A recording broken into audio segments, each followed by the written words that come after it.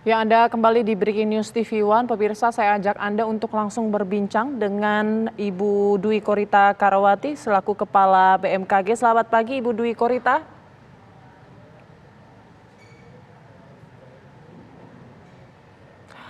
Ibu, mohon maaf, boleh di-unmute? Suaranya tidak terdengar di sini. Selamat pagi Mbak Putri, Baik. Assalamualaikum warahmatullahi wabarakatuh. Waalaikumsalam warahmatullahi wabarakatuh. Ibu Dwi Korita, bagaimana bisa jelaskan mungkin gambaran kondisi cuaca yang terjadi pada saat banjir bandang lahar dingin ini menerjang sejumlah wilayah khususnya di Kabupaten Agam, Sumatera Barat?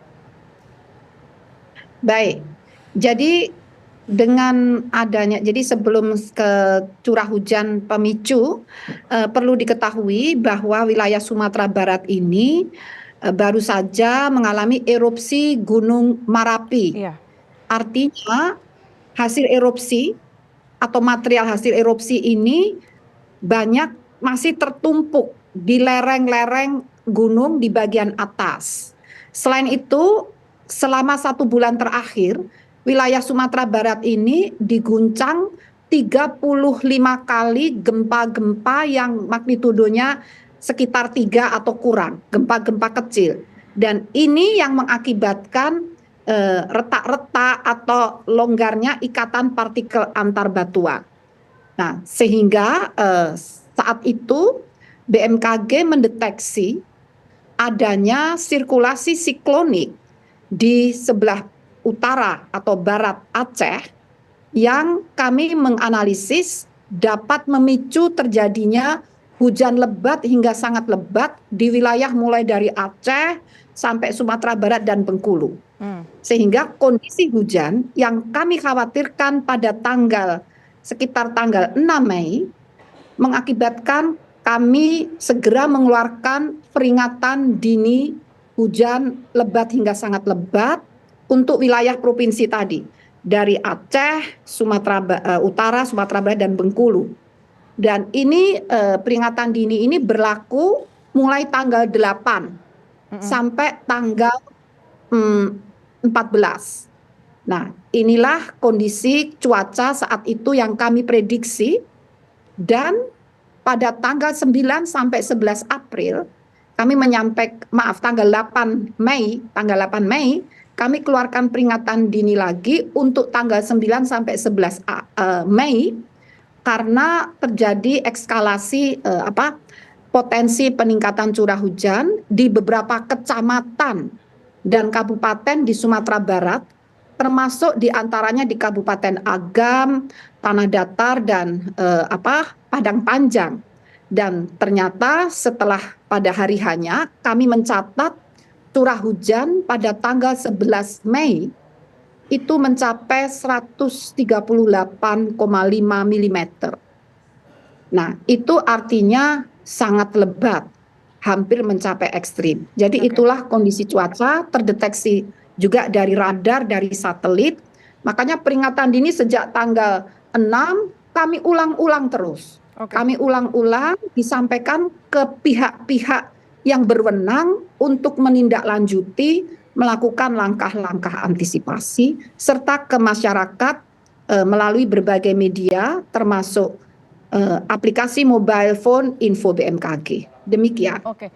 Sejak tanggal 6 Mei, peringatan dini sudah diinformasikan ke pemangku kebijakan, begitu ya Bu ya. Lalu apa tindak lanjut yang mungkin sudah dilakukan sejak tanggal 6 Mei ini yang terinfo mungkin ke BMKG? Ya, jadi kami jadi meskipun tidak ada bencana, kami ini selalu berkolaborasi dalam jejaring ya. Ada forum pengurangan risiko bencana. Jadi setiap peringatan dini selalu kami sebarkan lewat forum itu, dan masing-masing pihak terkait merespons, menyatakan siap ya. Untuk tentunya siap itu kan artinya segera ditindaklanjuti. Nah, biasanya misalnya kalau sungai itu sudah penuh, kemudian dikeruk ya, atau memperingatkan ke warga.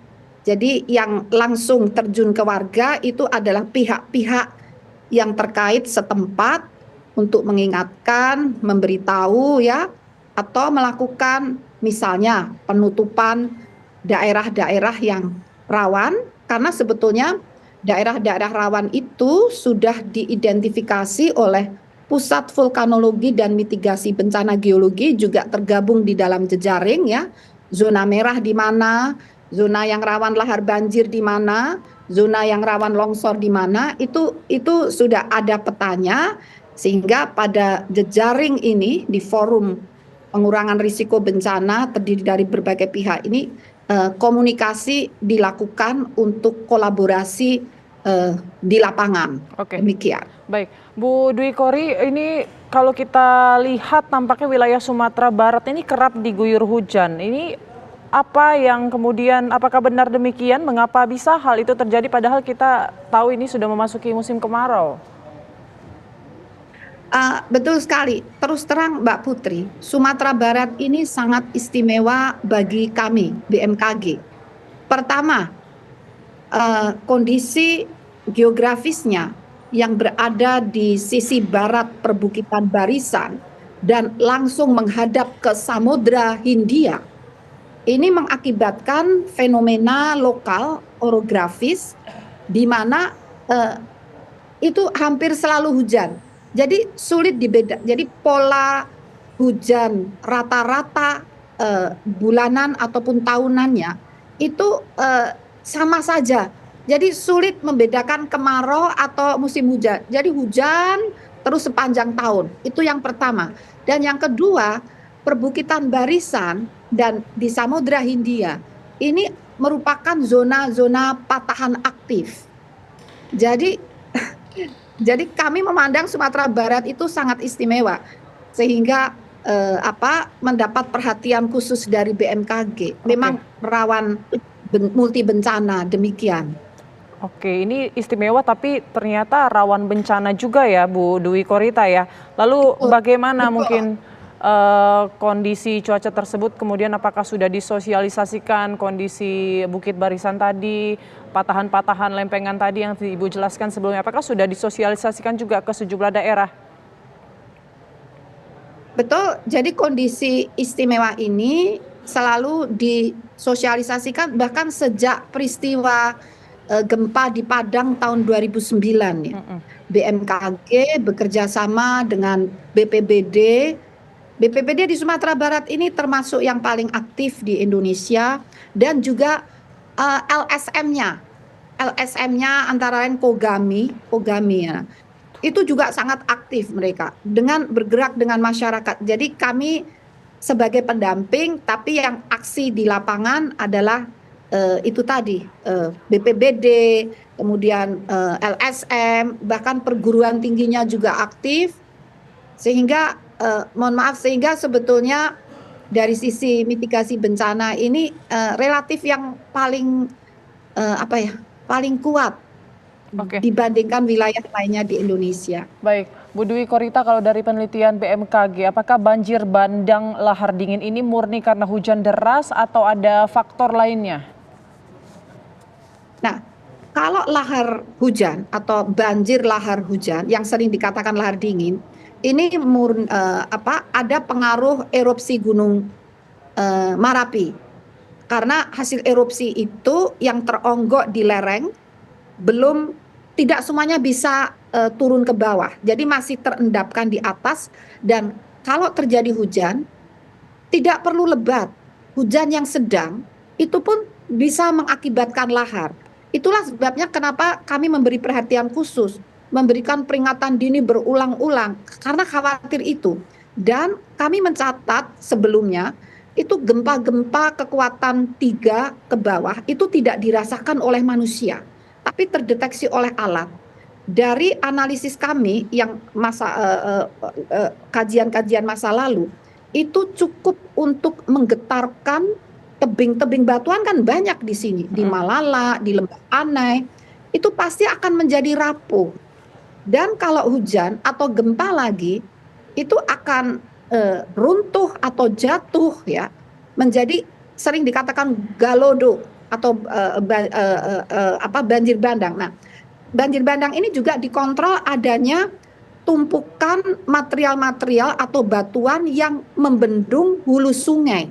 Kenapa bisa terbendung? Karena banyak runtuhan-runtuhan batu atau endapan tadi Yang ada di hulu bisa akibat gempa yang tadi getaran-getaran magnitudo 3, bisa juga akibat longsor-longsor ya. Dan ini membendung aliran air dari hulu ke arah hilir sehingga terjadi bendung alamiah, dan kalau hujan itu meningkat maka bendung ini akan jebol sehingga akan melaju dengan cepat ke arah bawah.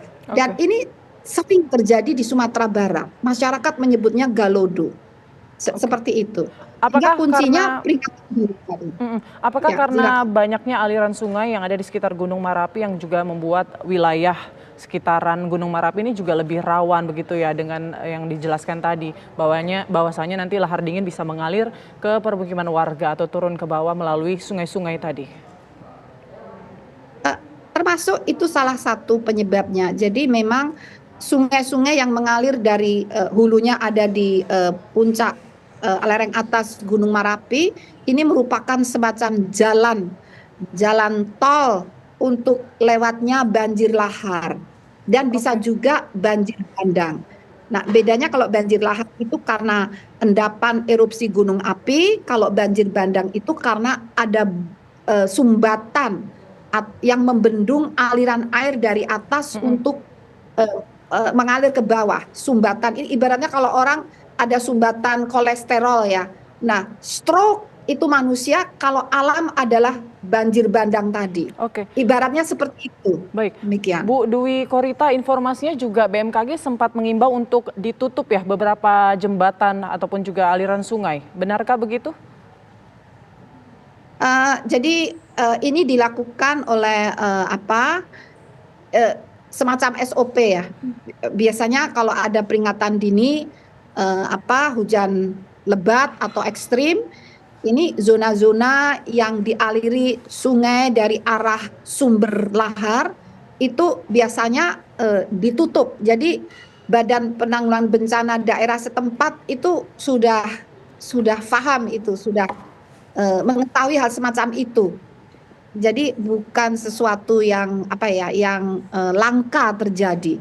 Oke, Seperti itu. baik. Terakhir Bu Dwi Korita mungkin bisa jelaskan bagaimana perakiraan cuaca untuk seminggu ke depan, seperti apa di lokasi tersebut?